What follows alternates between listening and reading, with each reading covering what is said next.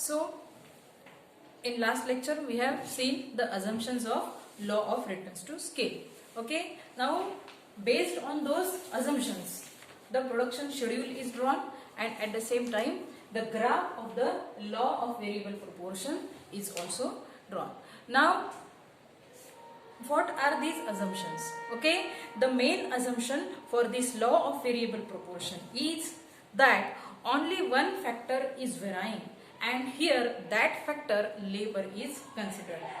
What I have said, only one factor is variable, only one proportionate change is made in one factor, and that factor is labor. When if a producer make the changes in one input and that input is labor, then what will be the effect? Means as he has to adopt a law of variable proportion in short run, what will be the result after making certain changes in one of the input, and that input is labor. Okay, clear? So this schedule, okay, in this schedule also we are looking for if a producer make the changes in one of the input and that input is labor, then how the law of variable proportion will work, or how the law of variable proportion will be calculated according to the producer. So here schedule of variable proportions.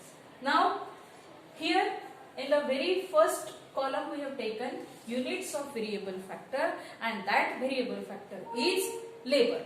So variable factor labor, then second column is total product, that we are calling it as a quantity of, means total quantity of goods produced. Total product, the with the combination of input and output, with the combination of different input output is taken, and what is that complete production, okay, the quantity of goods produced, that is total product.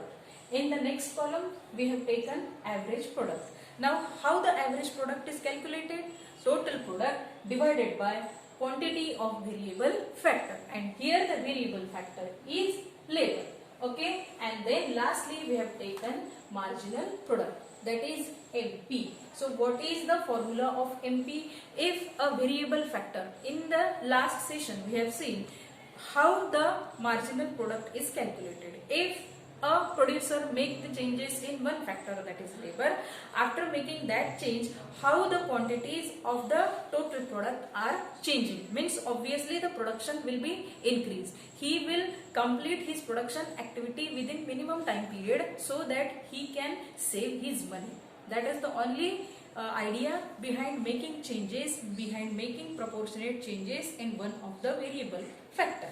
Okay, so here we have taken the variable factor 1, that is labor, and changes are made till this point. Okay, so at first point when total product is 20, okay, then average product is also 20 and marginal product is also 20, because it is assumed from here the changes are started, means here onward after the from the second point, here the changes are made in the variable proportion, that is labor. Now here the total product is 50, and what our formula says, average product. The formula of average product, total product divided by quantity of variable factor, and then marginal product. Okay, now here we have seen that 50 minus 20 is 30. Okay, here how it is calculated? Total product divided by variable factor 2, and likewise the calculations are made. So here now the law of variable proportion is divided into 3 stages: stage 1, stage 2 and stage 3. There are certain changes made in the certain changes we cannot say. There are the certain factors which are first stage, second stage and third stage for law of variable proportion.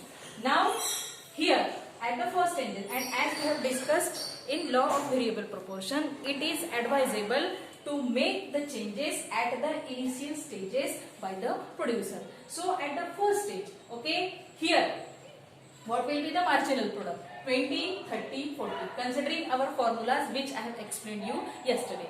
Okay, here now if you will find here that total product and marginal product, average product. So how it are working here? See, total product, okay, then average product and marginal product. Here the second stage, okay. Now we will see the, now according to this schedule, this diagram is prepared. Okay, so here in this diagram we have shown the same things which we have done here in this schedule. Okay, first stage, second stage and third stage. Okay, this is our total product curve, this is average product curve and this is marginal product curve. After one point it goes diminishing, it goes in negative. Here you will find that it is going in the negative direction. So considering this schedule and diagram, what we can say that relationship between total product, average product and marginal product. Initially all the three, what are these three? Total product, average product and marginal product are rising. Okay, means they are at a constant stage or they will rise, and after a certain point there it will become negative. The concept of marginal itself is after one point, after certain point it goes in negative direction. So when AP is maximum, okay, when AP is maximum, okay, so here when AP is maximum, MP, that is marginal product, is equal to average product. Then when total product is maximum, marginal product is 0. Okay, here in these 2 points they are saying here the maximum, when total product is maximum, MP is 0. And next point, when total product is falling, marginal product is negative. Okay, when total product is falling, marginal product is also negative. As long as total product is positive, average product is positive, both average product and marginal product are U-shaped. Why it is said U-shaped? Because the things which we have drawn here in this proportion, schedule of variable proportion, okay, in this chart, the same thing we have shown here in this diagram, and the relationship between, because considering these stages only, the producer is making certain changes, and that is only in the initial stages he is making changes in his variable factor, and here the variable factor labor is considered. So here we have seen the relationship between total product, average product and marginal product, and considering these relationships, okay,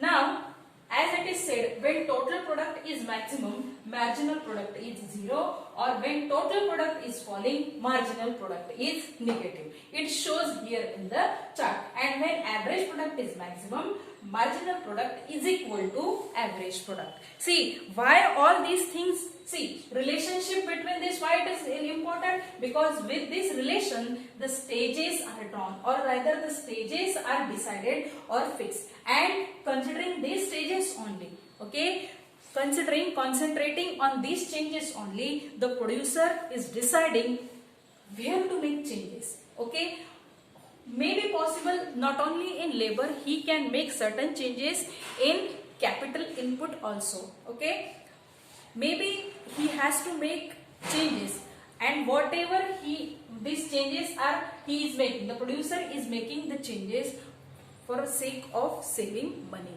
Okay, he wants to earn the production within minimum inputs. Finally, what is production process?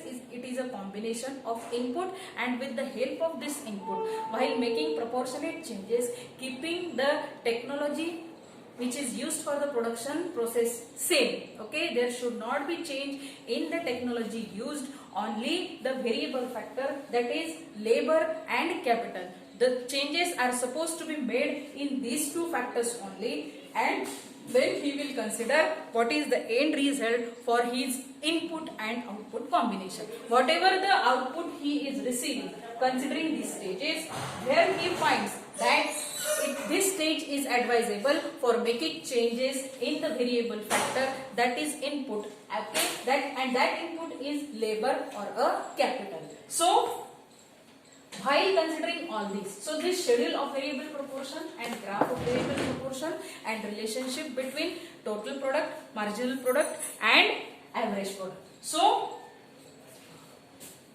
here we are completing our law of variable proportion. Assumptions we have seen, then we have seen the schedule, the chart of the schedule, then we have drawn the relationship between these three and the graph of the variable proportions. So in the next online session we will see the law of returns to scale. Thank you.